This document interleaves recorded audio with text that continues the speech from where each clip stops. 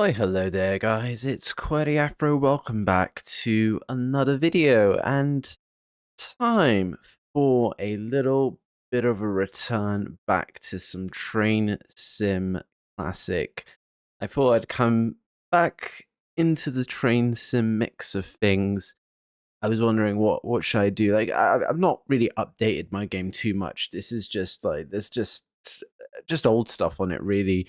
So I was kind of just going through my directory, seeing what kind of scenario or something I can do, and I stumbled upon. I know that Armstrong Powerhouse in currently are releasing their new 222 enhancement pack, I believe. So like the latest kind of thing that I've seen. But I thought I'd go back to a Just Trains product. So this is the Just Trains Super Voyager and Voyager kind of thing, which obviously came out many, many moons ago. But I thought I'd do something with that. Maybe I might get the 222 enhancement pack and see how that is. I don't know. We'll see. We'll just put that out there. But today, I am doing, and as you can see, good evening, driver. Due to some fleet problems, first group have contracted us to cover some services for them from Bristol to Reading. There is a lot of rush hour commuters still, so 2 units are required. Start up the unit and prepare to leave at 19:30. So let's get involved here. I've picked this route purposefully because it's actually a route that I sign in real life from Bristol to London. So I don't really need the HUD down there. I'm gonna just wing it with just all my route knowledge that I know in real life on the actual route that I do drive pretty much on a regular basis every week.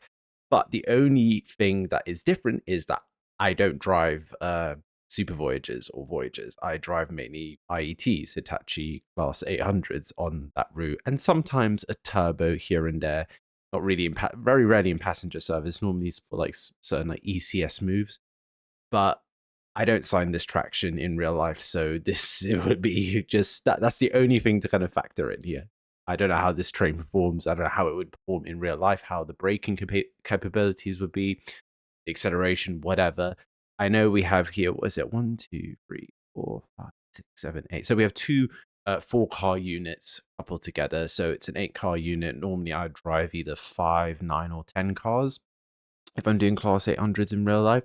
So this is a bit different. I don't know if in real life if they would ever do this, if they would actually loan Voyagers to do this kind of route, even though Voyagers are cleared in real life to kind of do this route, because they, you get cross-country services in Reading, you get cross-country services out of Bristol. So theoretically or hypothetically, this kind of situation of loaning this traction type to First Group or Great Western or whatever it's going to be called under the new sort of Great British Railways, it could technically happen.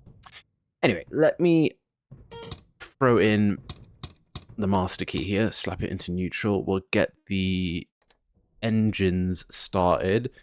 I think that is essentially, we'll put the headlights to night because we are in night.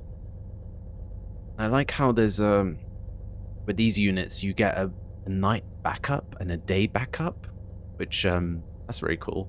I've never seen that on a kind of on sort of like the trains I've driven in my career, but that's nice that there's a backup kind of thing. I've never been into a Voyager cab in real life. I do sometimes wave to cross-country drivers. Where's the reset button? There we go. Initialization. AWS test sequence. Lovely. We have to wait for that TMS to kind of pop up. I believe that's the kind of thing that that's why I think they've given us that much time in this scenario to actually depart. We got a DRA set because we have signal here. Now, funny enough, this is old Bristol Temple Meads pre-re-signaling, and I signed the route obviously in the newer sort of age where there's now modern signals and stuff like that. But I'm guessing the indications and stuff are going to be very similar to the kind of sort of newly signaled thing that you would see today. we get the doors open. Reckon our passengers in the passage. These trains are actually going kind of like going for like a major refurbishment, I think, at the moment. So I think that's essentially it. We don't have anything. Okay, that's gonna just keep doors closed. Off to Bath Bar. I don't have a signal, so I'm not going anywhere. Oh no, we do have the signal now on this Bravo 39. We're going on the up fast. We've got a signal yellow, so the gantry will be there red, which is good. So let me just give a little. Where's the buzzer on this thing? Yeah, there's a. Okay, that's weird. Why is it only on the? Why is it only on the right side? That's so weird. Let's get that gear array off. Get into forward. And let's get going.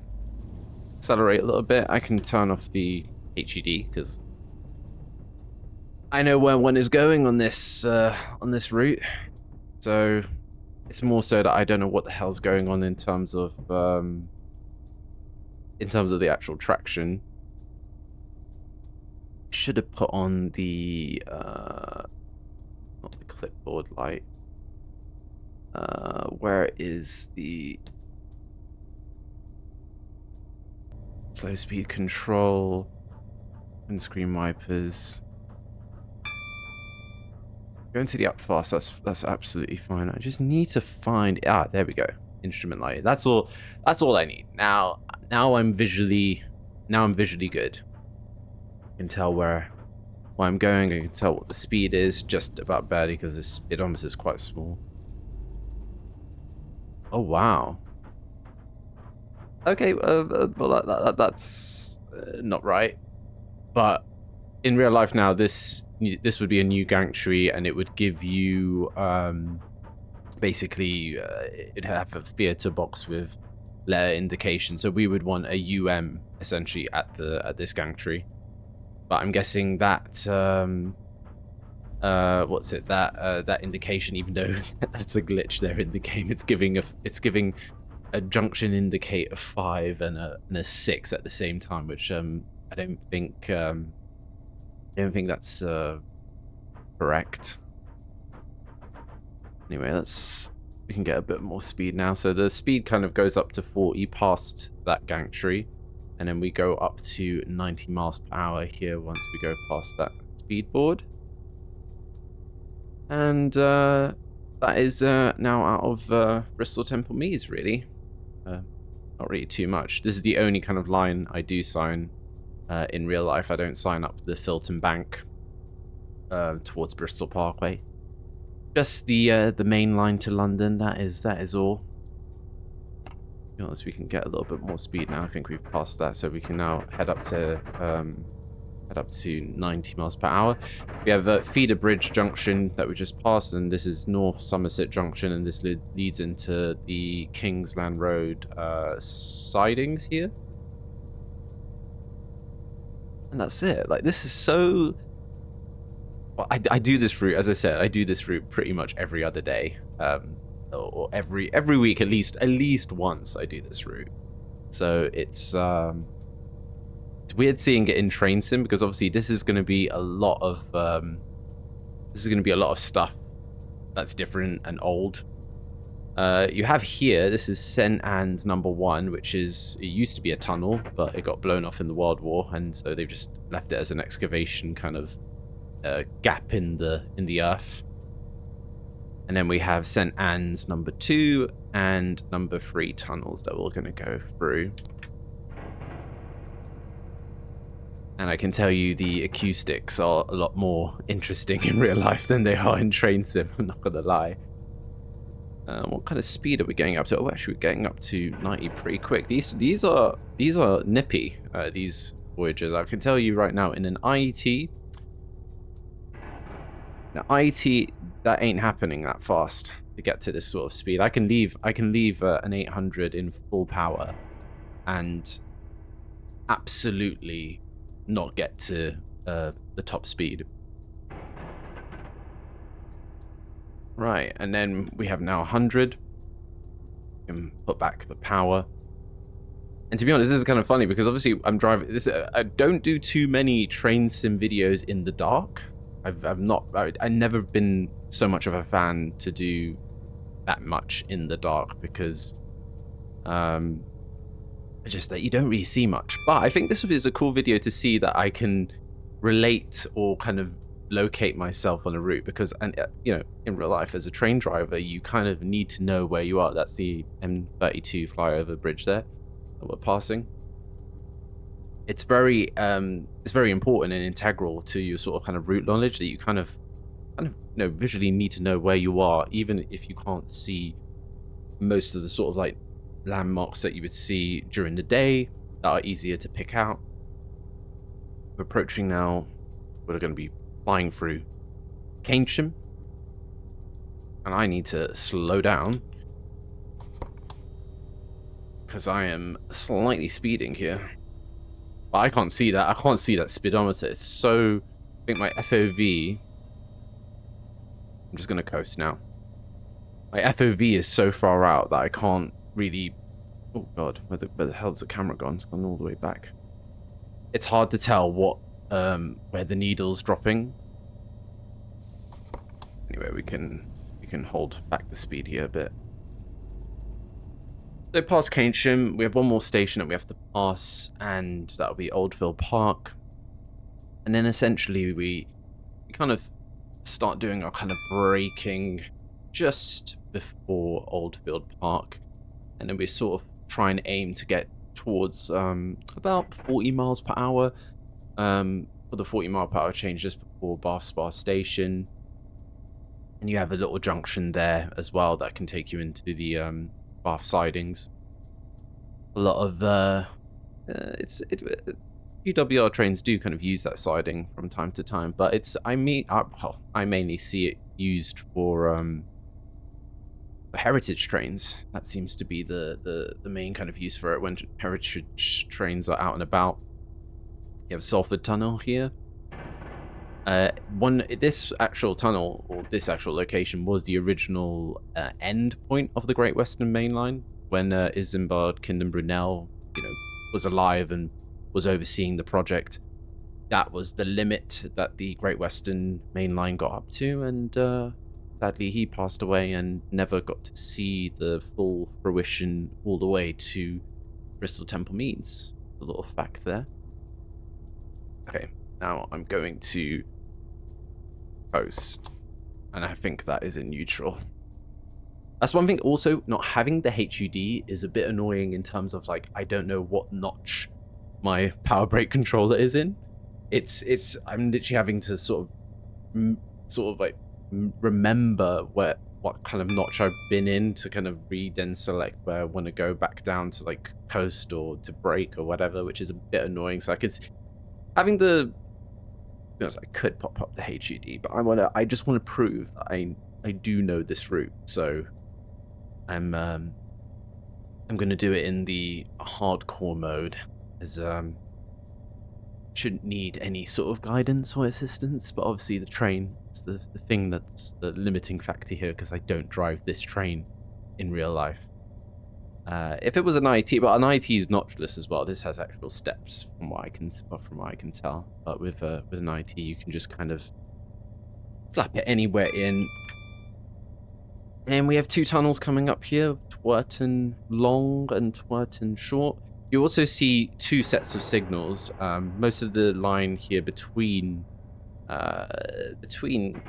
Bristol and Didcot is bidirectional, so you will get other additional signals on the other side. Not as often as the main signals on the main running line, but you get them every so often. Now, I don't know what the hell that AWS was for, because there isn't one there in real life. So we have the 90, so this is now essentially where we kind of start looking to kind of start braking. There is a signal now that comes up here before Oldfield Park, which there isn't. So this is new. This there is actually an additional signal that is actually before Oldfield Park here, but in this, obviously this is pre re-signaling. It's not the case. But I'm starting my descent or my braking now to get to about 40 miles per hour just outside of Bath Spa. I don't know what the hell these AWSs are for. I'm really like I'm a little bit perplexed.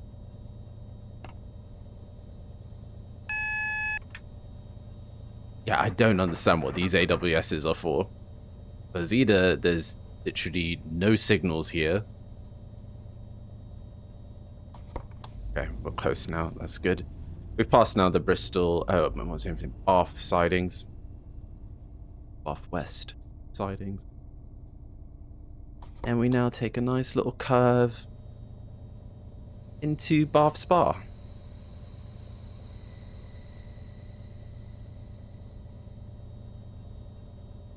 And this is pre whatever, because this does not look like anything like Bath Spa currently. And I have no idea where the... Okay, there's no banner repeater there in real life. I have no idea where you stop in an 8-car Voyager, but I'm just going to go right to the end. And that's normally where I would stop in a 800. And that's good enough for me. Beautiful. Oh, I am...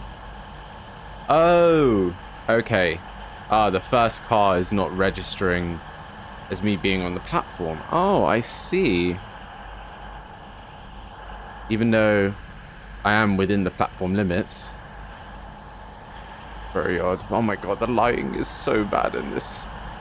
Can't see anything. There's actual lights and it's not even illuminating anything, but this is okay.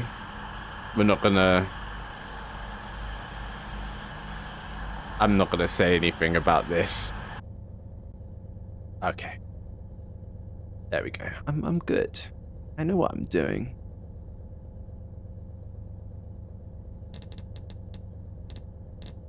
There we go, that's off. And let's switch this one off as well. I don't know why this has been the case of loading into the game with having this kind of light configuration. But whatever. We spotted it and we sorted it out.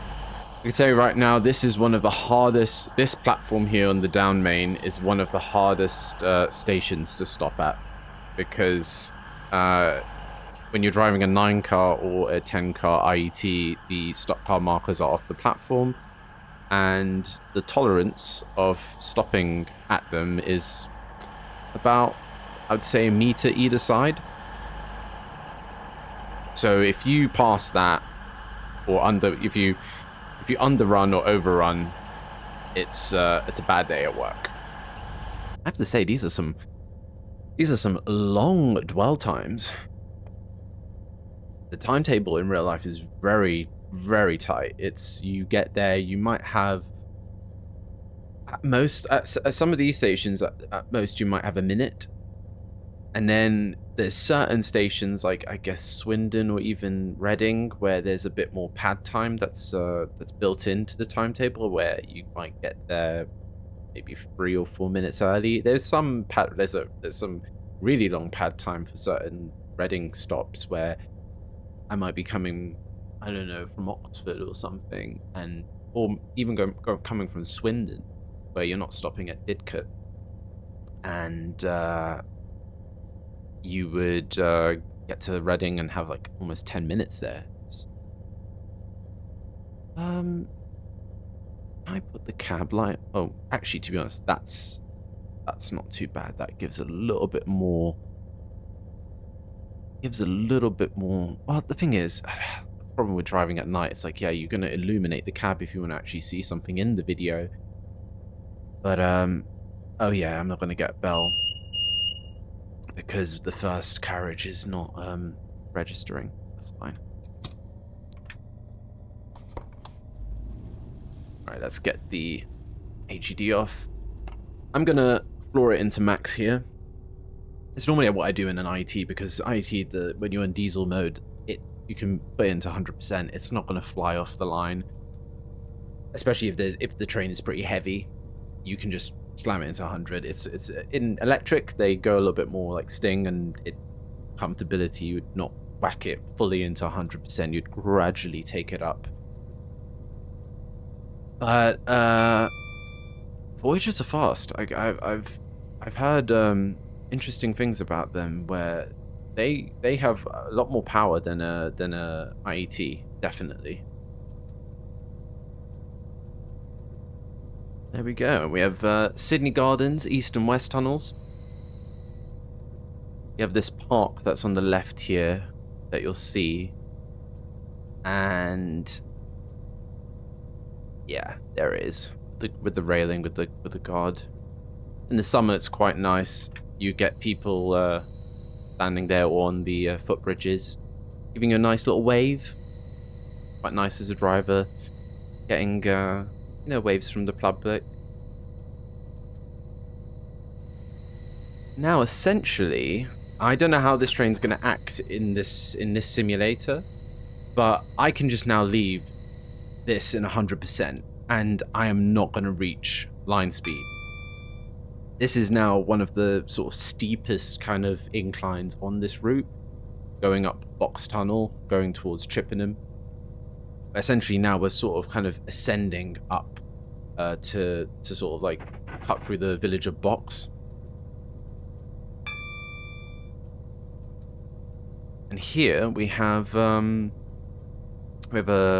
loop line here, but here we have Barthampton Junction, and we have the Trowbridge lines that go off here to the right, and they go off to wondrous places like Westbury and then eventually on to kind of Salisbury and Portsmouth and Weymouth, etc.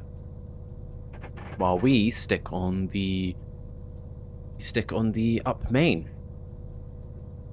And I have to say, this is probably my favourite part of the route, especially coming in the down direction towards Bath from Chippenham. It's really, really nice, especially when you come out of Box Tunnel and then you're just kind of winding through the tracks, winding through the countryside, the hills around this area. It's just very, very picturesque, especially in the summer when it's the sun. It's just everything's green and looking nice, and it's just a very nice descent into Bath Spa Station. And to be honest, I think I definitely would want to do this route again, especially in the daytime, because you guys probably can't see anything. I can't see anything, but I know where I am. But this is essentially what train driving is in the dark. This is what it is.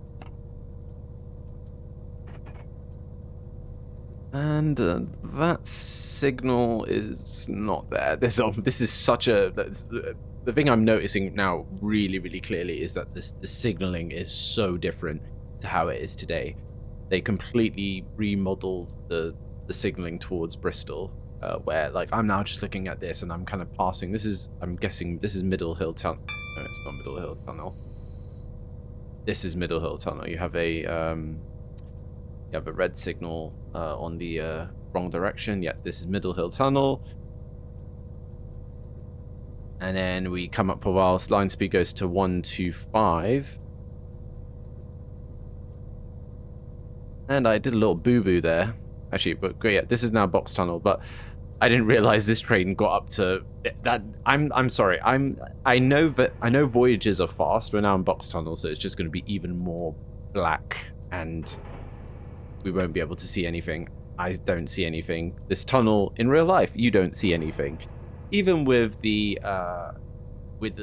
bright LED lights that, like, say, 800s have, you don't really see much in here, especially if you're going at speed. If you're going really slow, so something like below 20 miles per hour, then you can see the sort of detailing of the tunnel. But it's a very creepy tunnel. But I didn't realize that this Voyager was basically up to speed. it got to like 120 in that section, while in that section before it goes to 125 in an IET, I'd be braking no more than 85, 90 at that point. And the max I've gone up box tunnel is maybe 96, 97 miles per hour. I've never been higher than that speed because it's just not possible. The gradient's too steep.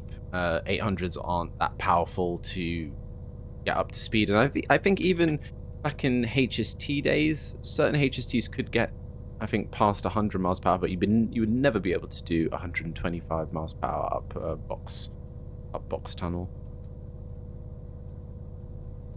Oh, I can tell you that building or whatever is not there. We're coming through, this place is called Cornsham,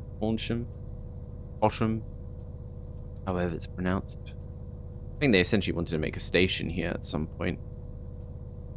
Okay, so I'm going to now leave it to coast. I don't want brakes. I'm going to leave it to coast because we're going way faster than I would normally be able to get to in real life. And I know we need to shave off a little bit of speed here just before we start braking for Chippenham. We're going to have a Fingley Junction come where the other single track line that comes from Westbury via Melksham comes and joins us here. And I'm going to take that as my cue to start braking because things are not looking the same of what I'm seeing in real life, or what I'm just using the track layout to sort of, okay, this is there. Okay, so I'm going to start braking a little bit here because we're going faster than I normally would. But normally I would shut off power here and I'll be at something like maybe 100 if it's a good unit, or 110 miles per hour, and then start essentially braking at these crossover points here at Fingley. And I'm going to apply a little bit more brake because I don't know what this braking capability is for these Voyagers.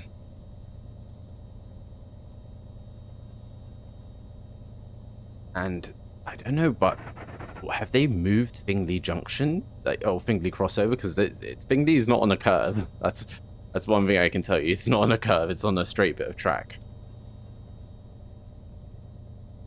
Okay, I think we're at a good speed here that I don't have to brake so much now. We're going to a bit of initial braking. Essentially, after Fingley crossover, the tracks kind of curve a bit around, and then you should be able to see Chippenham in sight after this signal that it's in the right position.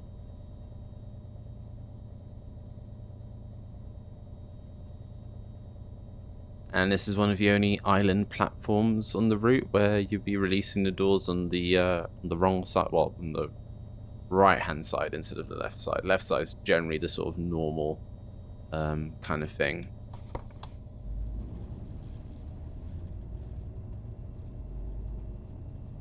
And then we should be able to see Chippenham.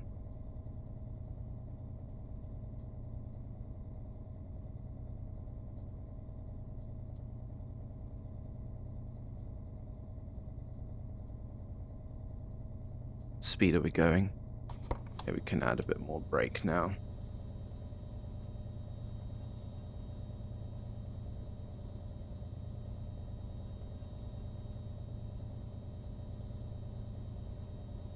Honestly, the sense of speed is so different in a simulator. It's just, it's like you can drive well in a simulator, but in real life it's so much easier to kind of grasp the sort of braking capabilities, because in a game or unless you have some sort of and that's fine. Okay, that's all right. I think I've gone slightly past on the first coach, but yeah, the doors I think will open. Yeah.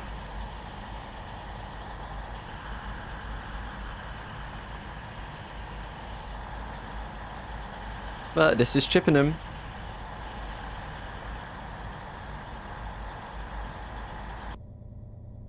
That's the thing, yeah, with simulators, it's just, you don't get a sense, like, you really don't get a sense of braking and speed, and you don't get a feel. And I think train driving in real life, I would say the big thing is feel. It is such a feel kind of, it's a feel kind of thing.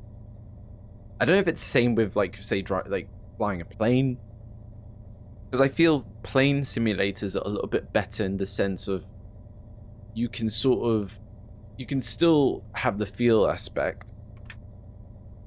but I don't know, because you're braking a lot more in a train than you are, say, like, you only land once and take off once in a plane, and then the rest of it is just you're in the sky and you kind of like putting on autopilot or whatever, or changing directions with headings and stuff like that. So in a simulator, it's like not a lot of what am I in? Oh, I put in off. Okay.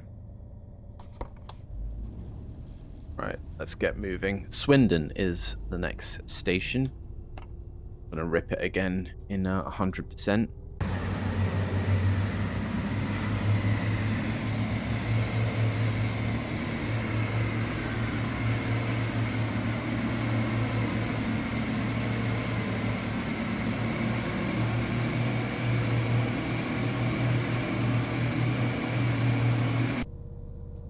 Lovely. And now we have a nice, what is it? I think it said something like 16 or 17 miles to Swindon. And obviously, just after Chippenham, now in real life, you would have the overhead wires that would start just around this bend. And this is where obviously I would go into electric. And have a much faster train at that point. But because we're driving Voyagers, or we're being loaned the Voyagers, we're gonna have to stay in diesel. But these are fully capable and yeah, very, very speedy.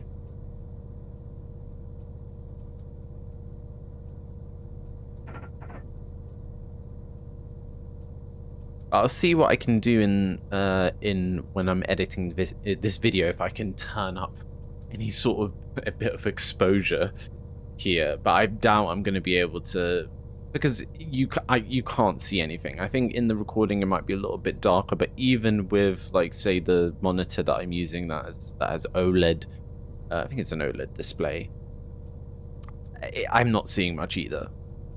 But again, this is just the point that I'm trying to make of driving without actually seeing where you're going, kind of, essentially. I just need to see the signals. That's my kind of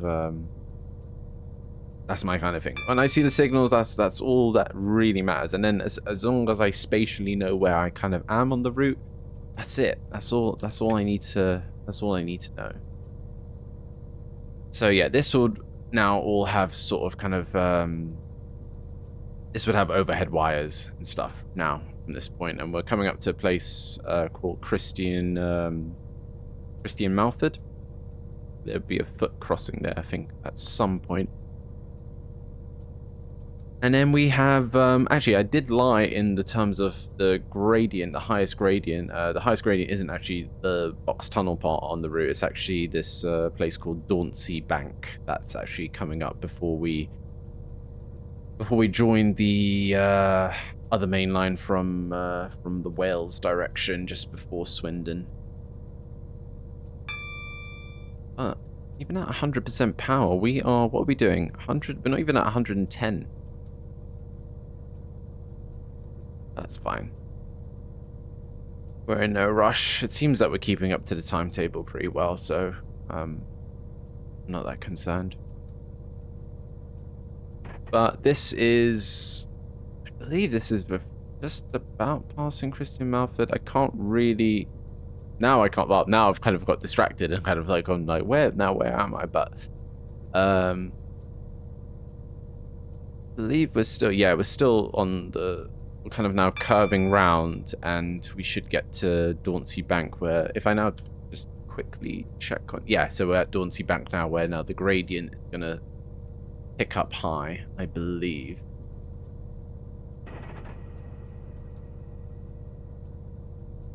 So I can really just like it's crazy the sort of kind of route knowledge that you kind of know and can sort of kind of tell just by like where a signal is, or just where like a couple of like these overhead bridges are or whatever, and then I can just pinpoint exactly where I am on the route.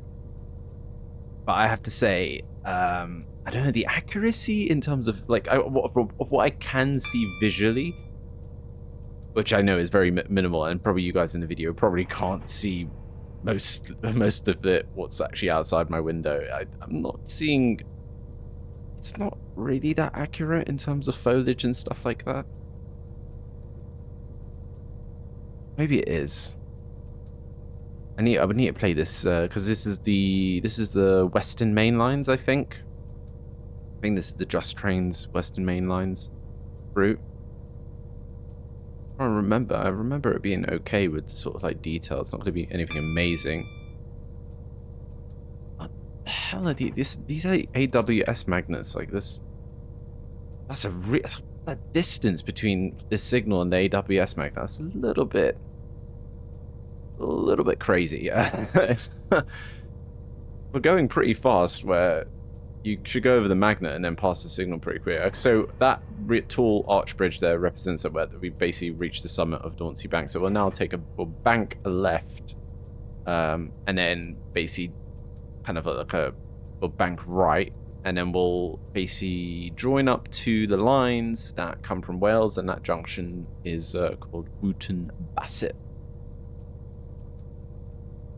And this signal, these pair of signals, or the left signal, is very important when you're coming around here. Because if that's a single yellow, that means the signal protecting Wootton Bassett's at red, and you would need to pump the brakes in. There's certain areas like there where you will see a signal, and if it is showing like a restrictive aspect, you would have to put in the brake. There's some places where, what am I doing? Let me just shy off the power a little bit here. I think we can start kind of coasting because we're basically at max. We'll just go into a lesser sort of power. We're not stressing the engines. So yeah, this is Wootton Bassett.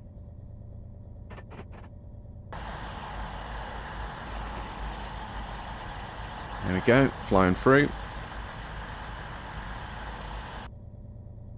Beautiful. And then we'll have a foot crossing called Canal Side number 2. Come up around here. And there's a set of houses just around the corner here, and there is I don't want to call them out, but there is a train spotter that does stand around there, and also I think I see them at Swindon station, that always kind of waves and always is recording with their camera, so just a neat little shout out there for them. They probably won't be watching this video, so. But I see a lot of I do see a lot of train spotters, of course. It's mainly you have the train spotters that are essentially your regulars that will just come out and do just, the simple sort of type of train spotting, and then you have the ones that only come out for certain special things, like rare moves or heritage trains, steam trains, and stuff like that. And it does get quite busy with them at sometimes. Right, now essentially I'm kind of for Swindon, I'm looking out for, I believe that is the bridge, and this is where I would start braking, and I'm trying to aim to be below 75, because if the game or the scenario, okay, so there's a flashing sequence here. This is not, I don't think this happens in real life. In real life, you would just get a sequence to, we're basically going onto the Swindon up relief line to get into the station, and that is 75 miles per hour top speed. But in real life, we don't get a flashing sequence for it. It's now just a fixed sort of kind of signaling sequence. Or if it is doing a flashing sequence, I don't know if the speed has changed for the actual relief line compared to what it is today. because I've never seen a flashing sequence for this move in my time. Maybe it does exist, and I just don't know. But yeah, you have your PSR board for 85. That's if you're going straight still on the up main. If you're going basically through the station and not stopping at the station.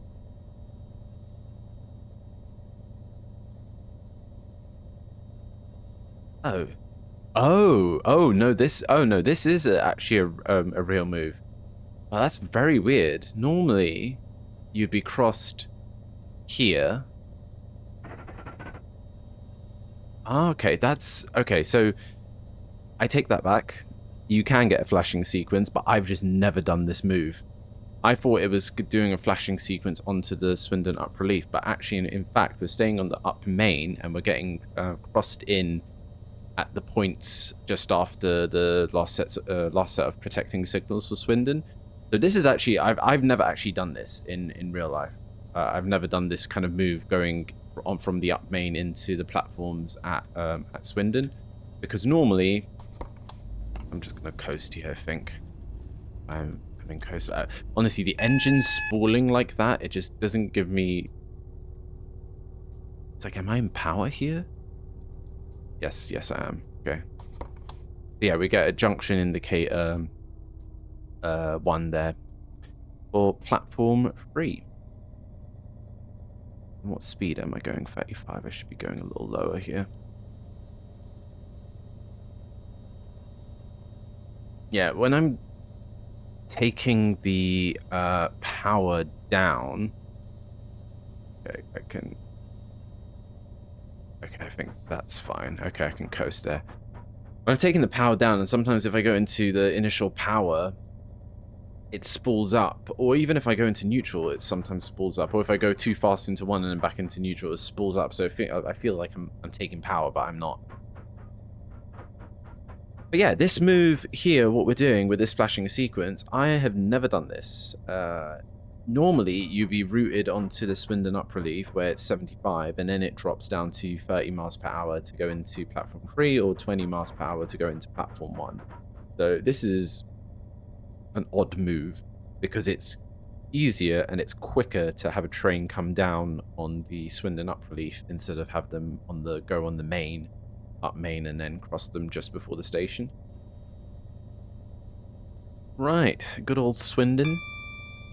Sort of the midpoint between London and Bristol Temple Meads.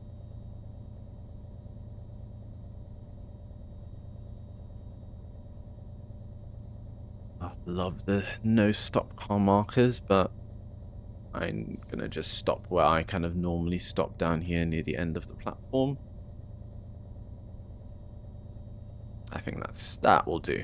That is a good job right there. It's somewhere near just adjacent to that signal on the platform 1 side. Right, let's get that into neutral. There we go. First time having the doors open in this front coach on one of the stops. That's fine. Now I want to know is if we're going to be stopping. Oh, we're only going to Didcot. Oh, that's a shame. I thought we were going to go actually through to Reading. That's fine. We'll go to Didcot. I'll do maybe like in the future. I'm sure. I want to do some more videos, especially with Train Sim Worlds. Is it 6? Yeah, I think it's 6. With the Great Western Express. Oh, that was really fast. Oh, I forgot about that. The horn being linked with the buzzer. No, wait. Okay, I'm trolling now. And off. Okay, I forgot what the buzzer hotkey is. That's fine. Right, we're gonna only take power notch 2 here because out the station it's just 20 miles per hour. Actually, 30 miles per hour. It's 20 miles per hour if you go out platform 1 onto this track here, and then if you go onto that track, it then turns 30 miles per hour, and then it goes to 85, and then it goes back up to 125. But yeah, I hope to do more kind of videos on the sort of like the Great Western Mainline, with say like the Great Western Express and Train Sim 6, Train Sim World 6, because you know those could be some really good videos of just doing like little kind of like, you know, route learning kind of type videos where I could give you sort of my knowledge on the kind of route, where you should brake, where you should accelerate, and stuff like that. Yeah, I think that could be good. And obviously, I'm going to do other stuff, not just on the routes that I drive in real life, because it would just become a Great Western channel at that point if I was just doing that. But yeah.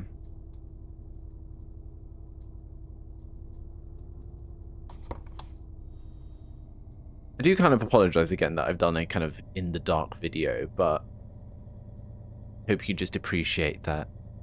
Just driving it in the dark and showing you that I can drive this route. It's like I'm proving that I know this route and I drive it in real life by doing this. It's just like, you know, and this is the first time I've probably turned on Train Sim, actually had to go and driven a scenario. So this is, you know, this is groundbreaking stuff for me, and for the, you know, sort of kind of mini comeback on my channel. So that's why I wanted to do it. I know it's not a great viewing sort of experience, and yeah, now we can take full power and go up to line speed, as this section between Swindon and Reading is not the most entertaining. I would say it's probably the most dullest part of the network in terms of there's nothing that stimulating between it. There's nothing really much going on. You can, on a good day to the sort of south, you can see the Westbury Horse on the hill, and that is legit the only kind of interesting point that I could think about that's on this section of route between Swindon and Didcot. Another kind of major landmark was the old was it the old Drax power plant? Yeah, just on the approach to Didcot. That was probably another kind of big landmark on the route. Another landmark on the route was HSTs, which I fortunately skipped. That was not part of my generation of train driving. I'm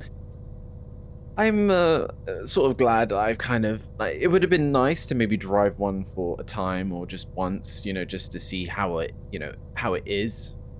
Because if I was at GWR at the time when they were, then I probably would have had to drive them. But I'm kind of glad that I've kind of missed that sort of era, because, you know, there's, you know, you have the crowd that love them, and you even have the drivers. I work with people that have obviously driven them in the past, and a lot of them do have strong rose-tinted glasses when it comes to HSDs, because some of them absolutely love them, and they're like, yeah, it's a proper train, you're doing proper train driving, yada yada yada. And it's true, like, it's a machine, it's a locomotive. You have a whole different kind of set of braking systems on there with air brakes, which are nothing like the kind of more modern sort of dynamic brakes that you have on modern tractions, where essentially you're just putting it in and the brakes are just reacting according to how much percentage or how much steps you kind of put the power brake controller in. While with air brakes on a HST, you're having to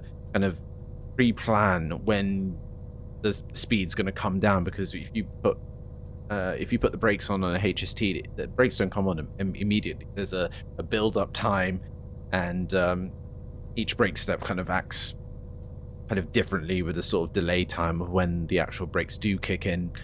So it's definitely a much more, it's a machine, and it's a much more manual way of driving. And I think that's why certain people love them and love that kind of more grittier or kind of manual approach to driving a train. And then sort of like the kind of modern kind of trains like the 800s and whatever, they're a little bit more kind of, they're simpler and a bit more just automated, in the kind of sense that there's not a lot of, there's still the driver input, but it's a lot more it's a lot more like seamless, like notchless and stuff like that. So it's a lot less kind of thinking of like, oh, when are the brakes going to kick it, etc. How much power do I need to not kind of overspin the wheels on the locomotive? Like, you know, those kind of things you don't think anymore as a driver when you kind of drive these kind of modern units, modern traction. But it's funny because people that I just speak to outside of work, they think that trains are just driven automatically. And that's one of the first kind of questions people do ask me as a train driver outside of work. They're like, oh, so do you actually drive the train, or does the train drive itself? And it's such a misconception of the whole role. Like, I think people just automatically kind of, I think about a tube driver first when they talk to an actual mainline driver. And obviously on most of the tube lines, it is ATO, automatic train operation, where you're just essentially telling the train to go with a button and you're either opening, closing the doors or whatever. And look, I've done that. I've had the pleasure of driving that way, or not driving that way with ATO when I used to be an Elizabeth line driver. And I definitely prefer the the more manual approach, the more taking power and braking and actually controlling my own train.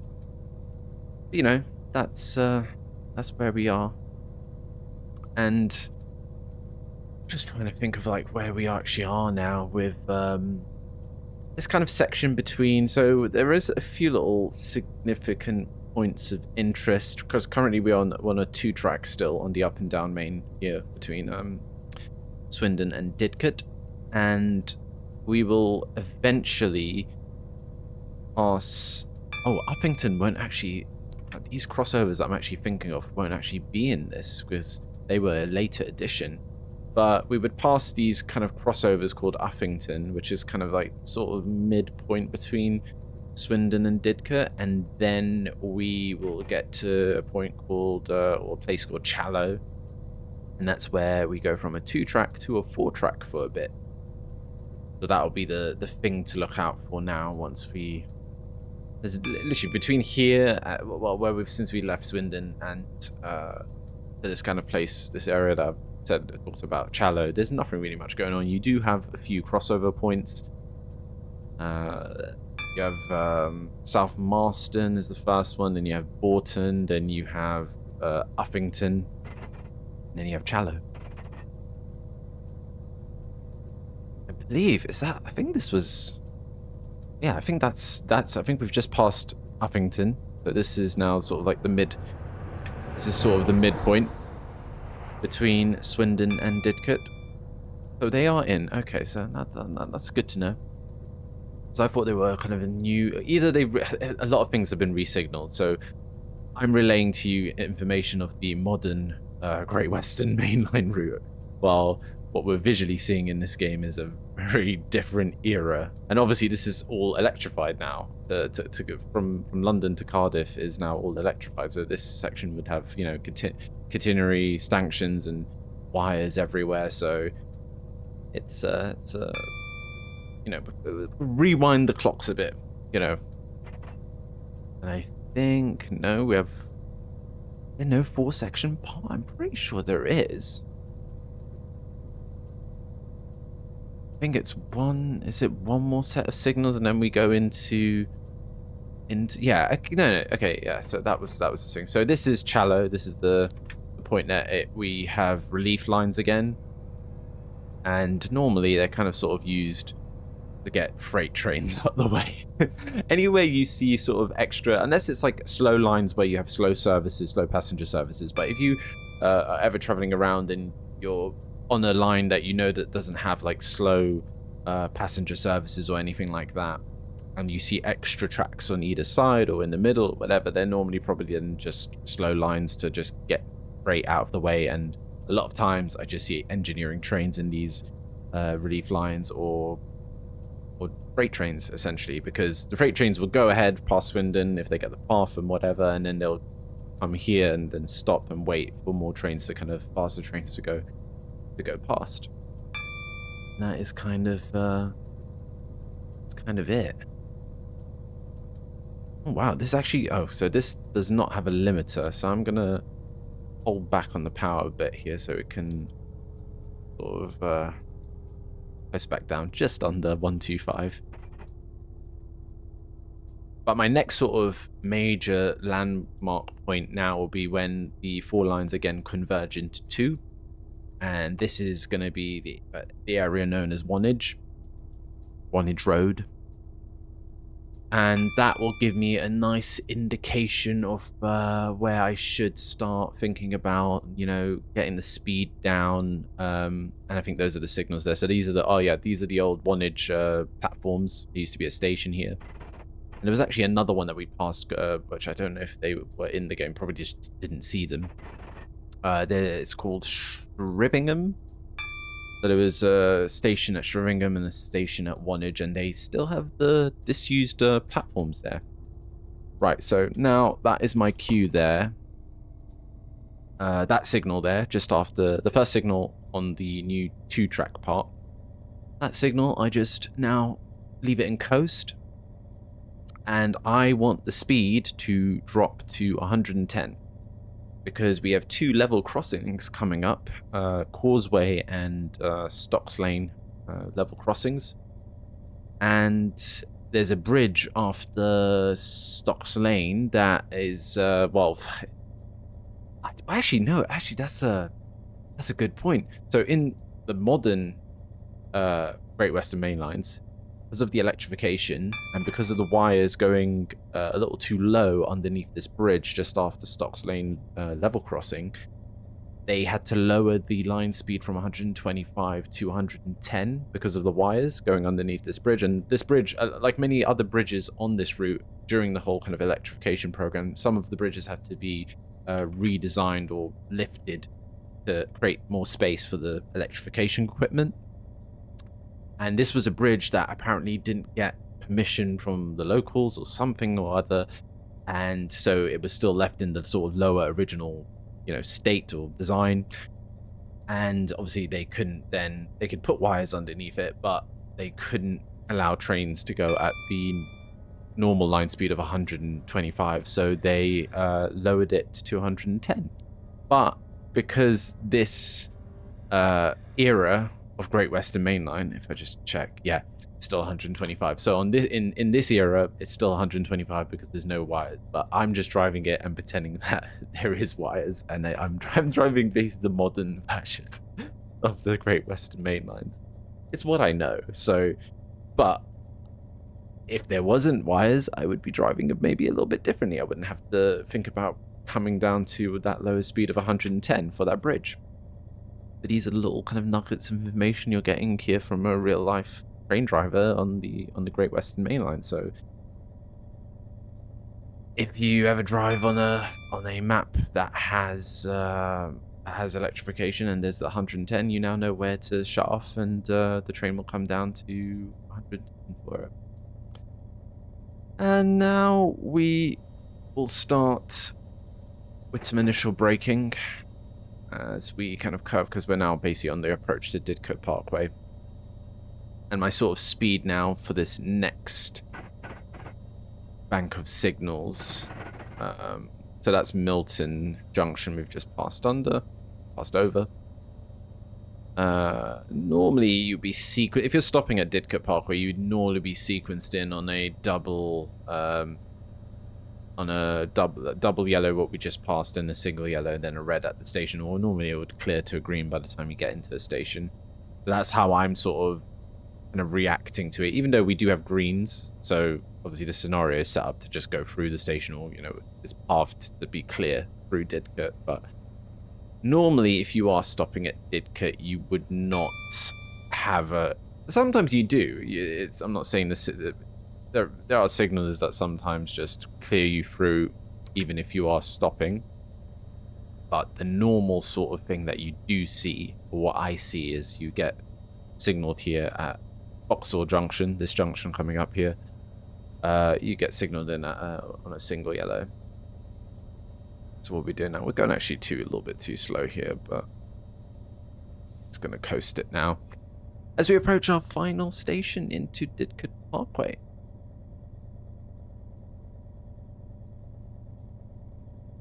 And on this junction, I sometimes do little rare service going around this Didcot West curve that goes to Oxford, because there is a GWR service that does Bristol to Oxford, which I think they're going to be doing as a regular service from the May timetable change. That is one of the kind of rare bits of route that I get to do.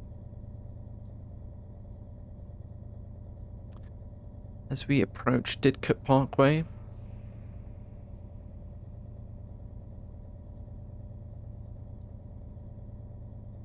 this is a very, very cautious approach. But I don't know, in the game, 30 miles per hour feels quite slow, or 40 miles per hour, but in real life, it does kind of catch up on you. That's one of the things, like, even though you're going, sometimes you go at slow speed in real life, the speed does catch up on you.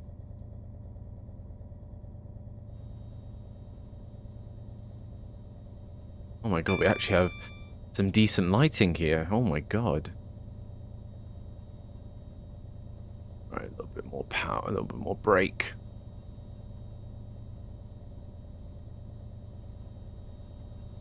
And these brakes are just not reactive.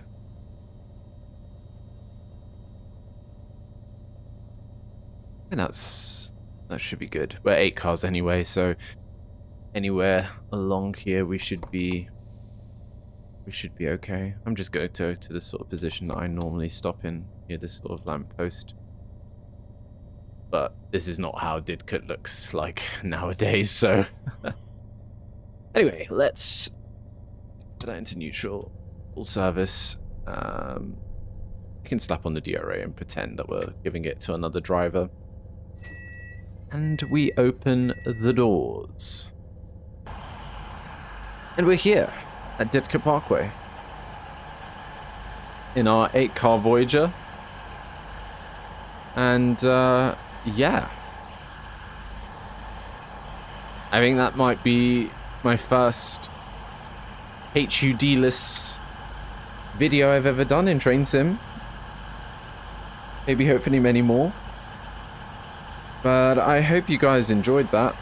As we're not cleared to drive past Didcot, we are changing driver here. Stay on the train and return for the return journey back to depot. Nice.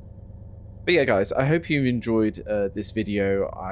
It was fun doing something on an actual route that I do drive in real life, and I hope you enjoyed the sort of little bit of facts and maybe knowledge of how to drive said route. And I know it was in the dark, but I thought it was a little bit more of a challenge for me to do it as a video, so that's why I did it. And I also wanted to do the Super Voyager as just, you know, as the 222 Meridians thing is coming out for Armstrong Power, so maybe to gauge if people want me to maybe have a look at that and see if that's any good for Train Sim Classic.